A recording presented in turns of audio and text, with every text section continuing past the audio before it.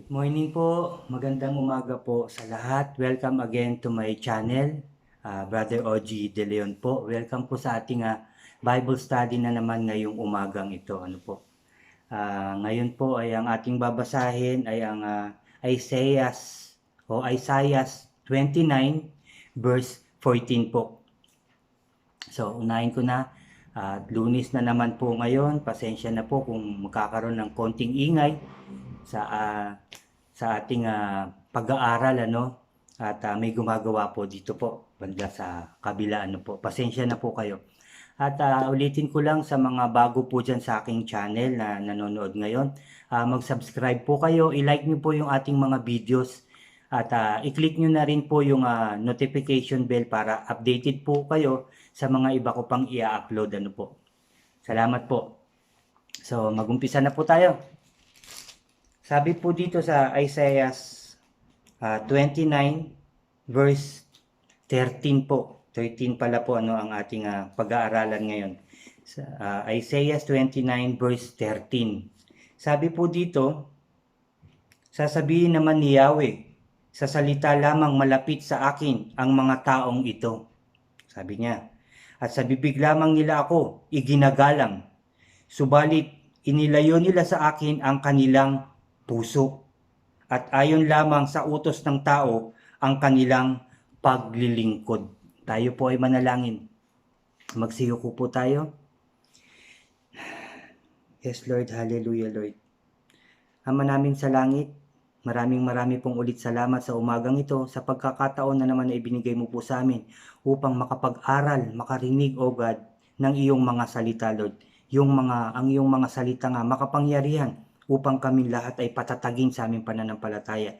Bigyang pag-asa sa aming mga buhay, O God. At palawakin, patalinuhin, bigyan ng kaalaman, O God, dahil sa iyong mga salita, Father God. Salamat Lord, salamat Jesus, salamat Holy Spirit, O God. Lord, nawa lahat ng iyong mga salita na aming pinag-aaralan, lalong-lalo na ngayong umagang ito, ay maitatak sa ikailaliman ng aming mga puso, O God. Lord, lagi mo po akong bigyan ng lakas ng loob at talino, Lord, sipag sa aking pagbabasa, pag-share, Lord, ng iyong mga salita, at puro nawa, salita mo lamang ang ilabas ng aking bibig, O God. Salamat, O Lord, sa iyong guidance sa amin lahat, Lord. Alam namin na kasama ka namin ngayong umagang ito sa amin na naman pag-aaral ng iyong mga salita.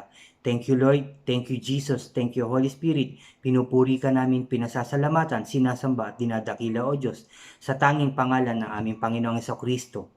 Ang lahat po ay magsabi ng Amen and Amen. Amen po. Muli, magandang umaga po sa lahat, at ng ating ang babasahin o pag-aaralan ngayon ay ang Isaiah 29 verse 13 po. 13. Nandito po. Sabi po ulit dito, sasabihin naman ni Yahweh, sa salita lamang malapit sa akin ang mga taong ito, at sa bibig lamang nila ako iginagalang, subalit inilayo nila sa akin ang kanilang puso, at ayon lamang sa utos ng tao ang kanilang paglilingkod. Ano po, yun po ang sinasabi na sa salita lamang daw natin iginagalang ang ating Diyos. Sabi po dito sa talata dito sa Isaiah 29 verse 13, ano? Sa salita lamang, kapag ka nga may tinatanong o nagtatanong tayo, nagpe-pray ka ba? Oo, nagpe-pray ako. Kilala mo si Lord? Oo, kilala ko si Lord. Gumawa ng langit at lupa, mga ganyan, ano? At dapat daw galangin natin ang ating Diyos, ano? Sabi pang ganyan. May mga nagsasalita na ganun. Pero deep inside, hindi naman to totoo. Kuminsan, patuloy pa nga tayo na gumagawa ng kasalanan. Paano mo naman masasabi na ginagalang mo talaga ang Diyos kung kabila dito ay ang paggawa mo ng kasalanan, kamalian, pagsalita ng hindi magaganda, no? Yung puro galit po ang nasa puso. Di ba po? Kasi hindi naman yun ang totoong gusto ng ating Diyos sa atin, kundi yung tayo ay laging mabuting tao para sa Kanya at sa ating kapwa. Malinis ang ating puso, sundin ang Kanyang mga kautusan. Ano po? Ulitin ko lang dito dahil sa Biblia ay, nandito po sa loob ng Biblia ay ang 66 books na nandito, na nakalaman dito sa Biblia. Napakarami niyang kautusan, napakarami niyang kamanghamanghang ginawa, napakarami niyang pangako sa bawat isa sa atin. Mga kagalingan, mga kagilagilalasan, kamanghamanghang ginawa ng ating Diyos at ng ating Panginoong Hesukristo. Nandito po siya lahat. Tapos patuloy kang gumagawa ng kasalanan, tapos sasabihin mo na kilala mo ang Diyos at iginagalang mo siya. Di ba po? Hindi yun totoo, dahil kung totoong ginagalang mo ang Diyos, ay ikaw ay gumagawa ng kabutihan.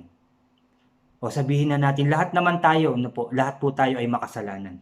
Pero tayo nga po ay nagbabalik loob sa Kanya. Dahil tayo ngayon ay nakakarinig, nag-aaral ng Kanyang mga salita. So, tayo po ay nagbabalik loob sa ating Diyos. So, yung pagbabalik loob natin, hindi po sa salita lamang, kagaya ng sinasabi ng Biblia, kundi taos puso sa ating puso talaga, sa ating kaluluwa, taos puso at kaluluwa, tayo nga sumusunod, gumagawa ng kabutihan sa ating Diyos at sa ating kapwa. Ipinapakita natin yun. Hindi yun sinasabi lamang, kundi ginagawa yung totoong pagbabago, pagbabalik loob sa ating Diyos, di ba po? Hindi yung puro salita ka lamang, daldal ka lamang ng daldal, pero pagtalikod mo, ang iniisip mo kagad ay masasama na. Ang sinasabi mo sa iyong kapwa ay masasama na. Hindi ba po? Hindi po yung pagsunod o paggalang sa ating Diyos. Dahil kung totoo mo siyang ginagalang, sumusunod ka. Nakikita po yun sa gawa, sa iyong kilos. Hindi po sa salita lamang. Kagaya nga po dito, sabi, di ba po, ulitin ko lang, sasabihin naman ni Yahweh, sa salita lamang malapit sa akin ang mga taong ito, at sa bibig lamang nila ako iginagalang. So, sinasabi niya po, sa salita lamang, sa bibig lamang tayo gumagalang sa Diyos. Di ba po, hindi po yun totoo? Tayo po ay gumagalang, sinusunod natin ang ating Diyos sa pamamagitan ng gawa, Yung gawa po talaga yun. Yung gawa, yung pagpapakita, paggawa ng pagtulong sa ating kapwa. Yun po ay gawa, sinusunod natin yung kautusan ng ating Diyos. Hindi man tayo sabihin natin na talagang palaging nag-share ng salita ng Diyos, pero ikaw naman ay nakikita sa iyong gawa na ikaw ay mabuting tao. Ikaw ay mapagmahal, ikaw ay mapagbigay, ikaw ay mapagkumbaba. Yun po yun, di ba po? Hindi man nag-share ka palagi ng salita ng Diyos, hindi man sinasabi nga ng iba, hindi man ako nakakapagsimba araw-araw o linggo-linggo, Pero sumusunod ako sa Diyos, may takot ako sa Diyos at gumagawa ako sa pamamagitan ng araw-araw na panalangin at paggawa ng kabutihan sa aking kapwa. Pag-iwas sa kasamaan, yun po ay gawa talaga, yun po ay pagsunod sa ating Diyos at paggalang, hindi lamang sa salita o hindi lamang sa bibig. Alam niyo rin po pala, may nababasa din ako, minsan may mga napapanood ako, hindi ko naman lahat din pinaniniwalaan. Siyempre tayo nanonood din sa YouTube, may mga nagsisharing ng salita ng ating Diyos, minsan marami kang maririnig, iba't iba yung mga naririnig, pero hindi naman po kada sinasabi nila ay paniniwalaan mo na. Pwede mo naman yun na pakinggan lamang at hanapin sa Biblia kung ano yung mga sinasabi nila, kung yun ba ay totoo, ganun po eh. Ako po ay nakakapanood din paminsan-minsan na yun po palang yun nga po, ulitin ko lang yung napapanood ko, yung palang pagkain din natin na ginagawa, yung sobrang pagkain. Di ba po, alam naman po natin na ang lahat ay masama, lahat ay bawal, di ba? Kasalanan din po yun. Yung sobrang pagkain ng kung ano-ano lang, Yung sobrang pagkain at napapabayaan natin yung sarili natin, yun po ay kasalanan din, Yung alam na natin na ito'y bawal, pero kinakain pa rin natin hanggang sa manghina yung katawan natin, di ba? Kung ano-anong sakit na ang maranasan, yun ay kasalanan din. Dahil pinabayaan natin yung ating katawan na ibinigay ng ating Diyos, na isinilang tayo na malusog, na pinalaki tayo, lumaki tayo ng malakas ang katawan. Pero dahil sa pagkain natin ng hindi tama, yung sustansya po, yung kahit ano na lang, kain dito, kain doon, matamis, sige, taba, kain lang ng kain, yun po ay kasalanan din. Kasi po napapabayaan natin yung ating katawan. Kung minsan, naiisip na lang natin, puro pagkain. no? Lahat po 'yun ay masama, yung pera din, 'di ba po, alam niyo po rin 'yan na yung sobrang pag-iisip sa pera na halos mahalin mo na ang yung salapi, 'di ba po mga kapatid? Yun din ay kasalanan, ano po. Kaya napakarami ring kasalanan na hindi lang dahil sa ikaw ay pumatay, ano po, ikaw ay halimbawa ay pinagsalitaan mo na hindi maganda ang iyong magulang. Ano po, hindi lang yun, kundi yung mga pagkain din, no? Na yung sobrang pagkain, sobrang pag-inom. Ayan po, yung sobrang pagsisigarilyo, lahat po yan ay kasalanan. Lahat po yan ay nakakasama sa ating katawan, no? Yung mga bagay na nakakasama sa ating katawan, sa ating puso, sa ating isipan, at kung ano-ano yung nagagawa natin, lahat po yan ay kasalanan. Kaya dapat din po mag-ayos din tayo ng ating pagkain. No, yung tamang pagkain din po yung talagang masustansya na makakatulong upang maging malakas ang ating katawan, yung resistensya natin maging malakas, no, lalong-lalo na sa ngayon.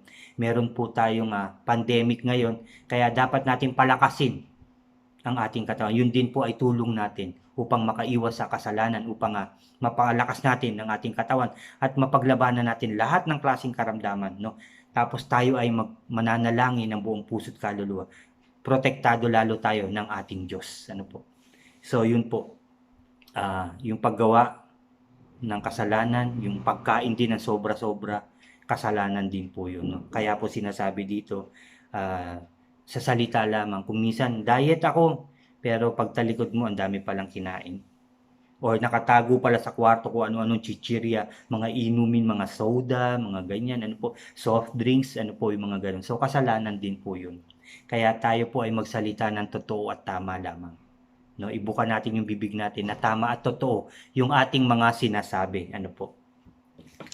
At ulitin ko, nandito po ulit tayo, no? Sasabihin naman ni Yahweh, sa salita lamang malapit sa akin ang mga tao, ito at sa bibig lamang nila ako iginagalang. Subalit inilayo nila sa akin ang kanilang puso. Ano po?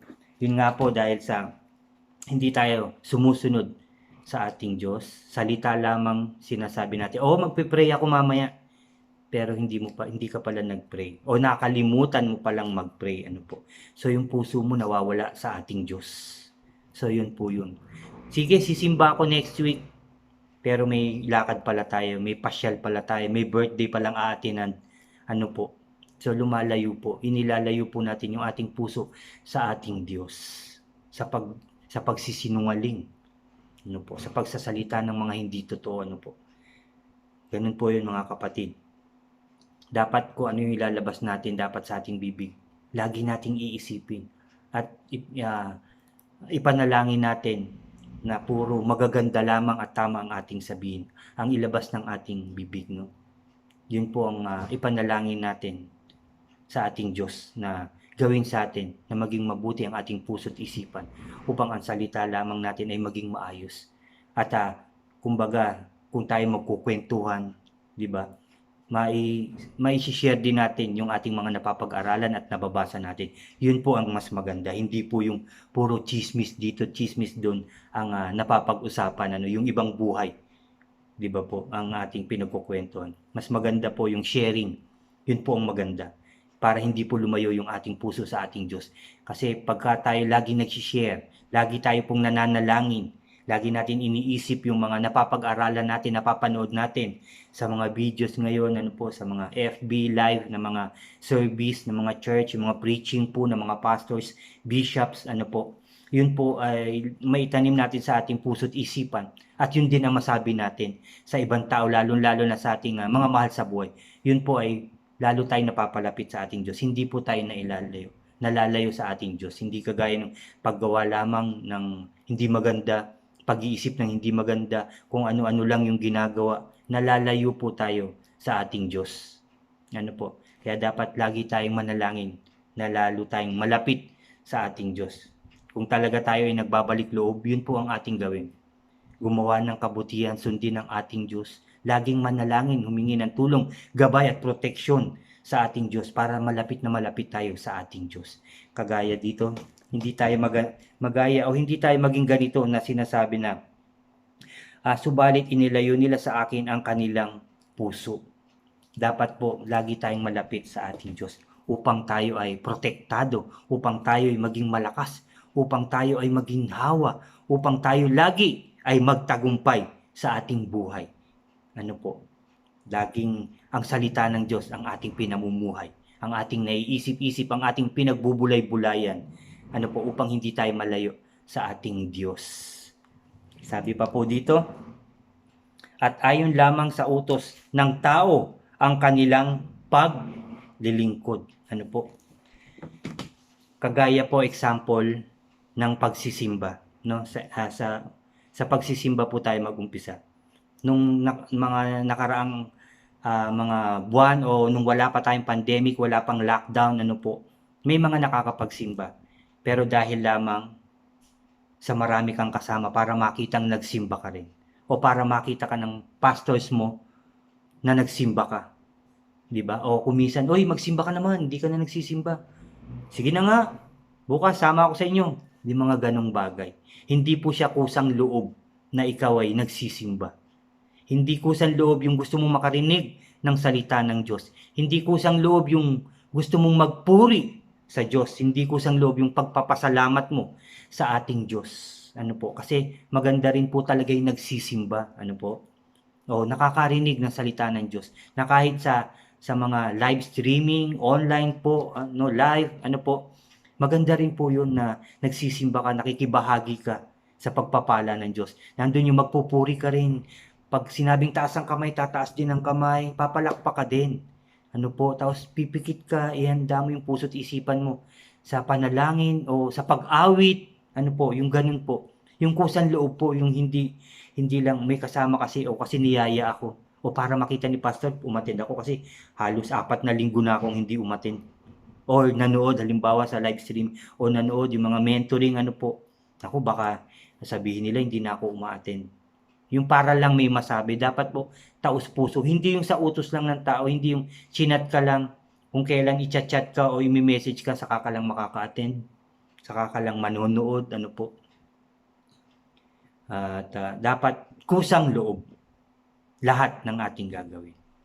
No po, kagaya po niyan, may mga nakakausap din ako na kahit sila ay may sakit, talagang makikita mo naman, makakausap mo na inuubo talaga, may sipon dahil sa trangkaso, no? Hindi po dahil sa NCOV ha, dahil po sa panahon na rin siguro or over fatigue sa paggawa ng trabaho sa bahay o hanap buhay, ano po, sa sikat ng araw, babad sila, tapos pag uwi, kailangan maligo dahil nga po sa virus, ano po, ganun po, minsan talagang sumasama ang pakiramdam. Hindi naman porki ikaw ay inubo, napaatsing ka, nilagnat ka ng konti, may NCOV ka na. Hindi po. Dahil po sa pagtatrabaho rin, sa pag-iisip din, minsan stress ka na rin. Yung iba talaga nasa lansangan, bumabiyahe po yan, nagmumotor, na bilad sa araw. Kailangan pag uwi nila dahil nandun ang pamilya nila, kailangan nila kaagad na makaligo, makalinis ng katawan nila, makapagpalit ng damit. So kinabukasan, yung iba po sumasama ang pakiramdam.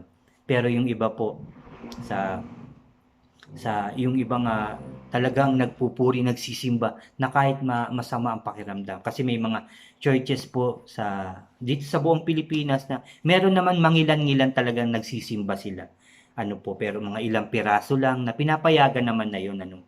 So yun po, nagsisimba sila ng kusa, ano po, kusang loob. Tao sa kanilang puso yung kanilang pagsisimba. Praise God sa kanilang buhay. Dahil totoong gumagalaw o gumagawa sa kanilang buhay ang ating Diyos. Ano. So yun po, yun yung kusang loob. Hindi po yun kagaya ng sinasabi dito. Kundi dahil sa at ayon lamang sa utos ng tao ang kanilang paglilingkod. Hindi po dapat ganon. Dapat po kusang loob. Tao sa ating puso. Yung ating paglilingkod sa ating Diyos. Dapat po ganon. Hindi po dahil lang sa sinabi, uy, dapat magganito ka rin. Uy, dapat magsimba ka rin. Uy, dapat umattend ka rin ng mentoring kahit paminsan-minsan. Kailangan pa bang sabihin? Dapat yung kusang loob. Ano po? Yung a-attend ka talaga ng taos puso na a-attend ka. Dapat po ganun. Hindi po tayo dapat maging lahat ng sinabi dito, no? Sasabihin naman ni Yahweh, sa salita lamang malapit sa akin ang mga tao. Ito ang at sa bibig lamang nila ako iginagalang, subalit inilayo nila sa akin ang kanilang puso, at ayon lamang sa utos ng tao ang kanilang paglilingkod. Hindi po tayo ganun. Tayo mga Kristiyano, tayo nagbabalik loob sa ating Diyos. Hindi po tayo sa salita lamang. Hindi po tayo sa bibig lamang gumagalang at nagtitiwala sa ating Diyos. Hindi tayo sa bibig lamang nananampalataya sa ating Diyos, no? Hindi natin nilalayo yung ating puso sa ating Diyos, bagkus ay nilalapit natin ng inilalapit sa pamamagitan ng pagbabago, sa pamamagitan ng paglapit ng totoo na taos-puso sa ating Diyos, yung pagbabago, pagbabalik loob, at higit sa lahat yung totoong pagsisisi ng ating mga nagawang kasalanan. Totoo tayo nagsisisi, hindi lamang sa salita. Hindi ko nagagawin yan. Yung gawa po talaga, yung galing sa puso at kaluluwa, yung ating pagbabago at pagsisisi sa lahat ng ating kasalanan. At hindi lang dahil sa tao, yung ating paglilingkod. Oy, umatin ka, sinabi lang ng tao o sinabi ng pastors, kaya ka lang umatin. Hindi po, dapat po yung taos puso. Yung bigla ka na lang makikita, nandyan pala si kapatid namin, nandyan pala siya nanonood. Lagi ko siya nakikita, no? Masarap po yung ganun. Dahil kusang loob po yun. Nakikita po yun ng Diyos. Dahil walang nalilihim sa ating Diyos. Kailangan po natin ang ating Diyos sa ating buhay. Kailangan po natin ang salita ng ating Diyos sa ating buhay. Kung hindi tayo mag-aaral at makikinig ng salita ng Diyos, parang kagaya nga ng sabi niya, inilayo na natin ang ating puso sa Kanya. Binaliwala natin ang ating Diyos. Hindi natin siya iginalang, no? Sa pamamagitan lamang ng salita. Dahil nga po, di ba po, John 1:1, ano po ang sabi sa John? Sabi po dito, in the beginning, the Word already existed. The Word was with God, and the Word was God. Kaya kung tayo ay nakikinig lagi ng salita ng ating Diyos, ginagalang natin ang ating Diyos. Nasa puso natin ang ating Diyos at kasama natin ang ating Diyos. Sa Tagalog nga po, nang pasimula ay naroon na ang salita at ang salita ay kasama ng Diyos at ang salita ay Diyos. Sabi po yan dito sa John o Juan chapter 1 verse 1. Nang pasimula ay naroon na ang salita at ang salita ay kasama ng Diyos at ang salita ay Diyos. Bago pagawin ng ating mundo, ang kabuuan, ang lahat ng kalangitan, nandiyan na ang salita. Dahil nasa sa Kanya yun na kay Lord, nasa Diyos yung Kanyang salita. Ang salita ay ang ating Diyos.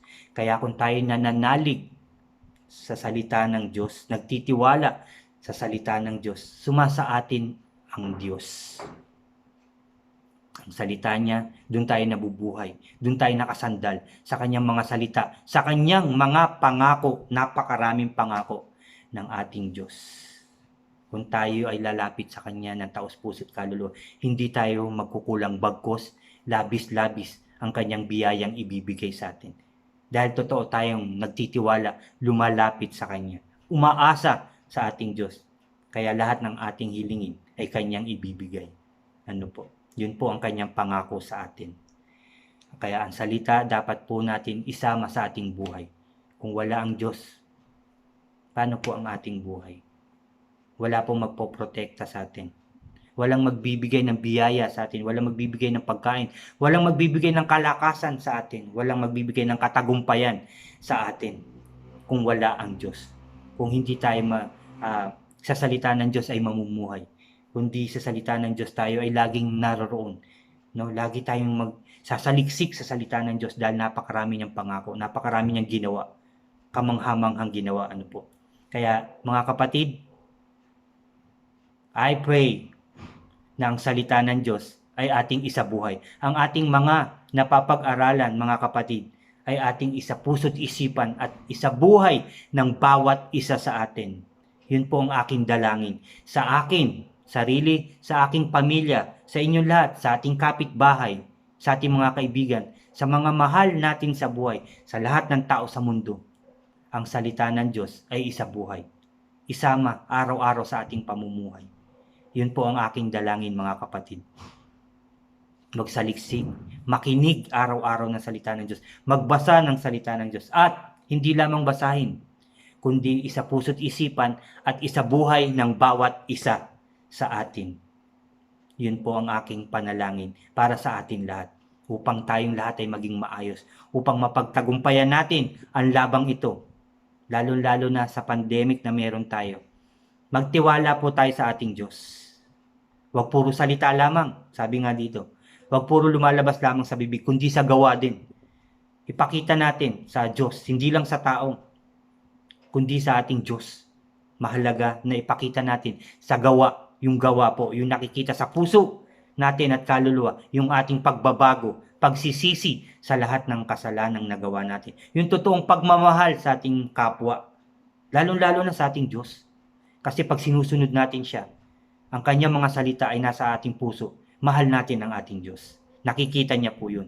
Kaya dito sa atin, sa lupa, sa kapwa natin, tayo magmahal ng totoo.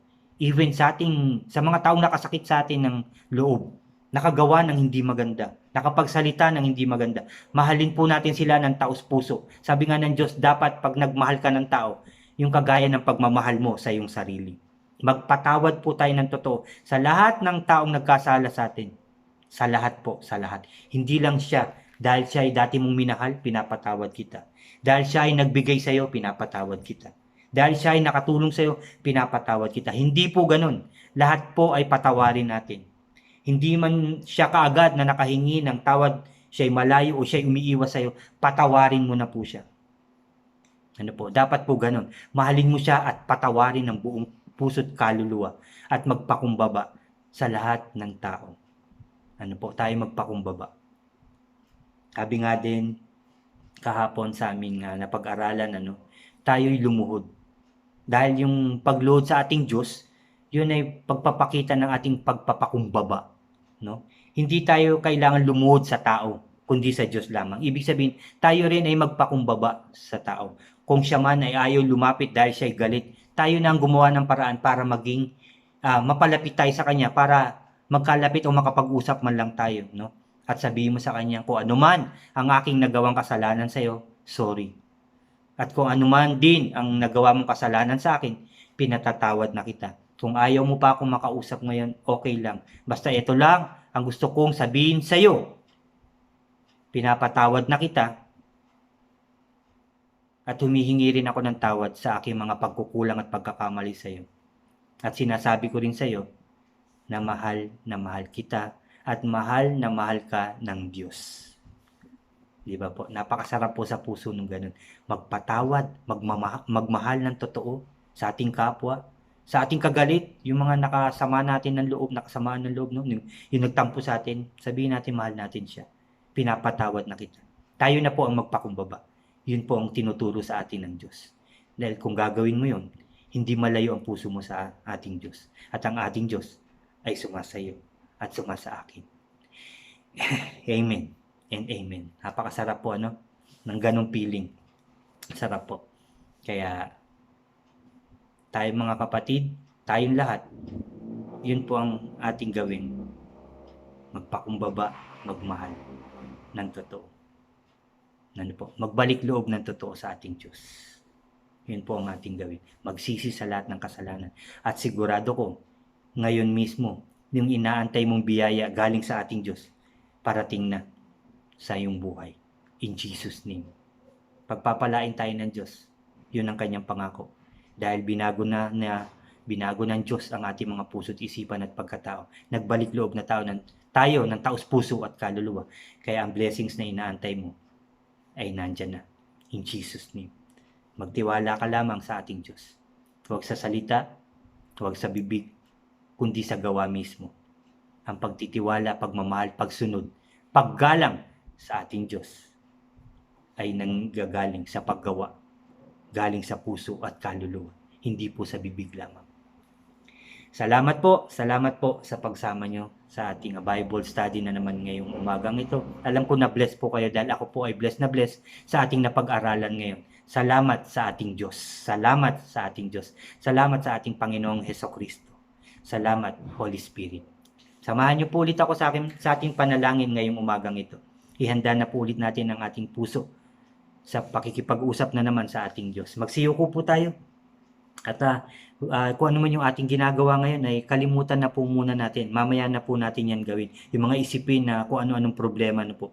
Kalimutan na po natin yan dahil nandito na po ang Diyos nakikinig sa atin at papakinggan niya tayo ngayong mga oras na to. Yes, Lord. Hallelujah, Lord. Hallelujah, Jesus. Hallelujah, Holy Spirit. Muli, Lord, kami nagpapasalamat sa gawain namin ngayon dahil ito'y nagtagumpay na naman. Dahil sa inyo, Lord, sa inyong pagmamahal, sa inyong paggabay sa amin, sa inyong pagtulong sa amin, sa inyong pagturo, O God, ng mga dapat namin gawin, isipin, O God. Salamat, Lord, sa iyong tunay na kabutihan at pagmamahal sa bawat tao. Thank you, Lord. Thank you, Jesus. Thank you, Holy Spirit. Dahil ang iyong mga salita ay tumatak sa aming mga puso. Ito'y dadali namin habang kami nabubuhay. Gagamitin namin sa aming pang-araw-araw na pamumuhay at isi-share ang iyong mga makapangyarihang salita sa aming mga mahal sa buhay, sa aming mga kapatid din sa pananampalataya, Lord, na medyo lumiko ng konti, O God, sa aming mga kapitbahay, sa aming mga kaibigan, sa lahat ng tao, isi-share namin ang iyong mabubuting mga salita, O God, ang iyong mga pangako na bumubuhay sa amin, nagpapatatag sa amin, O God. Salamat, Lord. Salamat, Jesus. Salamat, Holy Spirit, O God. At ipinagkakatiwala na namin, Lord, ang labang ito, ang pandemic na meron ng aming bansang Pilipinas, ang buong mundo, ipinagkakatiwala na namin sa iyo. Ikaw na po ang bahala, Lord. Kami aasa sa iyo. Kami magtitiwala sa iyo. Dahil ikaw ay makapangyarihan. Walang imposible sa iyo, Lord. Ang iyong kapangyarihan ay unlimited. Walang imposible, Lord. Lahat. Saglit lang sa iyo, Lord. Kaya mong gawin, O God. Kaya lahat ng may suliranin, lalo-lalo na ang mga presidente sa bawat bansa, ang aming presidente Duterte, Father God, hindi mo siya pababayaan. Pagtatagumpayin mo siya sa labang ito, Father God, kasama ng kanyang pamilya at mga kasamahan sa pamahalaan na tunay na naglilingkod sa inyo at sa bansang Pilipinas. Ganon din ang lahat ng mayors sa buong Pilipinas, O God, buong mundo, Father God, pati ng kanilang pamilya at mga kasamahan, pagtatagumpayin mo rin sila, poproteksyonan, Father God, sasamahan sa kanilang mga buhay at magiging maayos ang lahat. Kasama ng mga barangay captain, Father God, Lord, mga tanod, Father God, ganon din ang mga scientist, doktor, nurse, police, sundalo, Father God, mga frontliner, iingatan mo rin sila, patatatagin din sila, poproteksyonan mo din sila at pagtatagumpayin kasama rin ng kanilang pamilya at mga kasamaan sa trabaho, O God, sa pamahalaan man. Kaming lahat ay magtatagumpay. In Jesus' name, Father God, in Jesus' name, O God, salamat, Lord. Lahat kami inyong gagabayan, poproteksyonan ng aking pamilya, Father God, mga kapatid sa pananampalataya, kapitbahay, kaibigan, O God. Lahat ng may karamdaman ay iyong pagagalingin man na, O God. Lahat ng klaseng karamdaman, NCOV man yan, ay papagalingin mo na, O God. At salamat, Lord, sa mga pinagaling mo na, O God. Salamat, Lord. Salamat, Jesus. Salamat, Holy Spirit, O God. Magtatagumpay kami dahil sa iyong pagmamahal sa amin, dahil sa iyong proteksyon, O God. Dahil sa iyong kabutihan at pagmamahal, kadakilaan at kapangyarihan. Kaming lahat ay magtatagumpay, magiging maayos na ang buong Pilipinas, O God. Magiging masaya, masagana, matagumpay, O God. Ganon din ang buong mundo, Father God. Hindi mo kami pababayaan. Mahal mo kami lahat, O God. Kaya kami nagpapasalamat, nagpupuri sa iyo, Lord. We praise you, Lord. We worship you. We glorify your name, O God. Thank you, Lord. Thank you, Jesus. Thank you, Holy Spirit. At sa gawain ito, nagtagumpay na naman kami, O God. Salamat po. Lord, pinupuri ka namin, pinasasalamatan, sinasamba at dinadakila, O Diyos, sa tanging pangalan ng aming Panginoong Hesukristo. Ang lahat po ay magsabi ng Amen and Amen and Amen. Whew. Sarap manalangin, sarap magpuri sa Diyos, sarap mag-aral ng salita ng Diyos. Talagang lumalakas ang ating mga katawan. Ano po? Tumitibay tayo sa ating buhay, lalo-lalo na sa ating pananampalataya sa ating Diyos. Magpatuloy po tayo, aking mga kapatid. Magpatuloy po tayo. Salamat po muli. Mabuhay po tayong lahat. Mabuhay ang Pilipinas. Mabuhay po ang buong mundo. God bless po sa ating lahat. Salamat po.